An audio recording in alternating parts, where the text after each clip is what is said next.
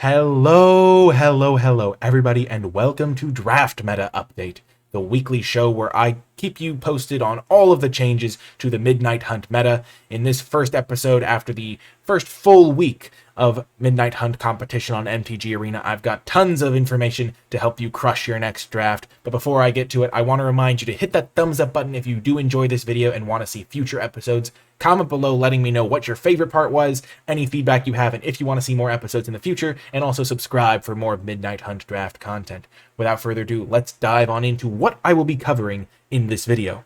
I'm going to be talking about the format news, the biggest and greatest news of the first week of the format, the meta market where I evaluate how things are changing in the format, and then finally covering some Nicolai sleeper picks that you should be aware of that I think are a little bit underrated right now and maybe can get you a bit of an edge.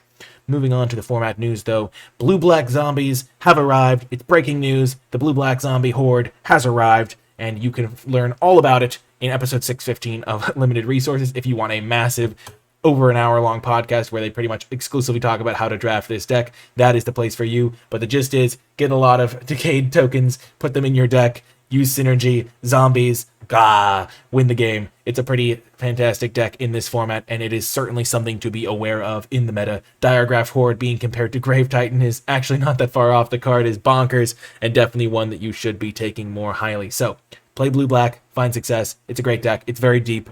Pretty hard to get punished if you are at least relatively open, so keep that in mind for your drafts. Moving on to the next bit of format news, there are slim pickings for the werewolves these days. Red-green has not performed well, and it's really epitomized by the card Silverbolt, which just randomly hoses massive werewolves for no reason. I mean, the flavor is there, but the fact that that card just kills werewolves is just an icing on the cake for the people who hate werewolves, and kind of just a kick in the guts for the people who love those werewolves. It feels like they're living in a state of eternal day because there's tons of cheap spells to keep flipping it back every time it does become night, and the werewolves are just not loving life right now. But maybe that'll turn around in the future if people just stop taking them and you just end up with like an insane version of the deck. But for now, werewolves are not really where you want to be, except as having like a couple of like random werewolves in your deck if they're like some good ones that you want to be playing. But red-green werewolves has not been materializing as an archetype. And then more format news, is Lunark Veteran the truth? People rage and debate about it on Twitter, and the data has come in, and it looks like Lunark Veteran is one of the more powerful white commons by win rate stats, but it definitely does have some homes where it's better and some homes where it's worse, but definitely a card to be aware of. Lunark Veteran may look like not much, but this guy is a veteran of many battles, and he knows what to do to get you wins, so keep an eye out for those Lunark Veterans.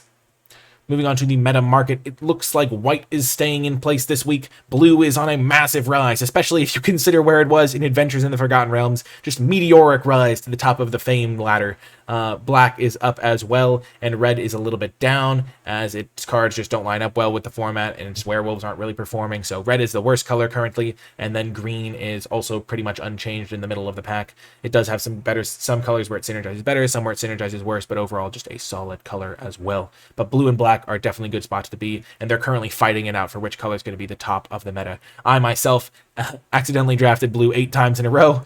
It was not something that I did consciously. I just checked after the fact, and I was like, well, I drafted blue 8 times in a row, and I found a lot of success with that. So I'm currently loving my blue decks, and I am finding a lot of success with them as well.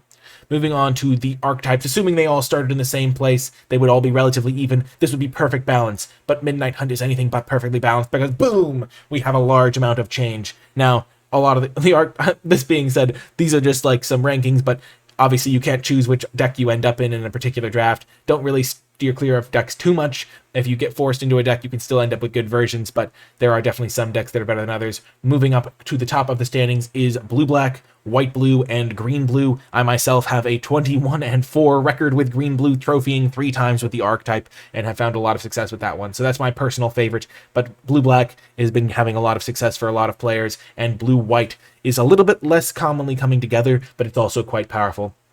Green-white is still a pretty powerful aggro deck, and blue-red does come together less frequently but can also be powerful, especially if you build the more tempo-y aggro variants. And then white-black is another deck that I haven't personally played, but I've heard a lot of good things, and it's been pretty scary when I have faced it.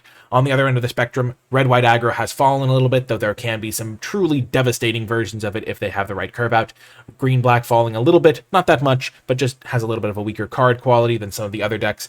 Red-black falling a little bit as well, just because red's cards aren't lining up perfectly, and then green-red is falling all the way to the bottom of the standings, though you can still play it if it's the only colors open for your seat, but it's one that is not something you should really get into unless you get some very powerful cards for the archetype. So that is the meta market update. Moving on to Nicolai's sleepers, starting off with Festival Crasher. I keep seeing this card coming around late, and it is the key card for your blue-red decks. I don't think it really has a home outside of blue-red, but if you're playing blue-red, Festival Crasher is where you want to be. You're not trying to play a late-game control deck. You're trying to play a tempo aggro deck that just hits for massive amounts of damage with your Festival Crashers. If you can ever get multiples of these into play, it is truly devastating, because you just add like 4 damage to every instant or sorcery you cast. It just makes random janky cards that may not look very good, like Neonate's Rush or even Harvest Pyre, quite playable in your deck when all of a sudden you're hitting for an extra 4 damage. And then it also combines very nicely with combat tricks that can grant trample, so you can just hit them for masses out of nowhere. So Festival Crasher, definitely a sleeper to be aware of, especially if you are building your blue-red decks more controlling. Maybe try to get on that aggro side of the wheel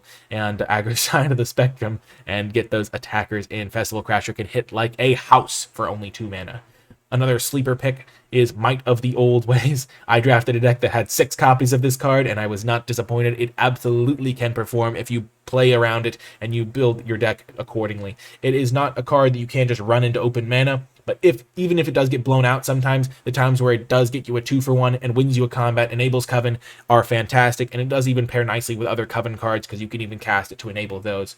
So a nice card, and definitely one that I have been seeing very, very late in drafts. I've been wheeling them consistently, getting them with like 3 or 4 cards left in the pack, so don't sleep on this card. Get a couple of those, make your green decks good, and I've been finding a lot of success with it. I think you will too.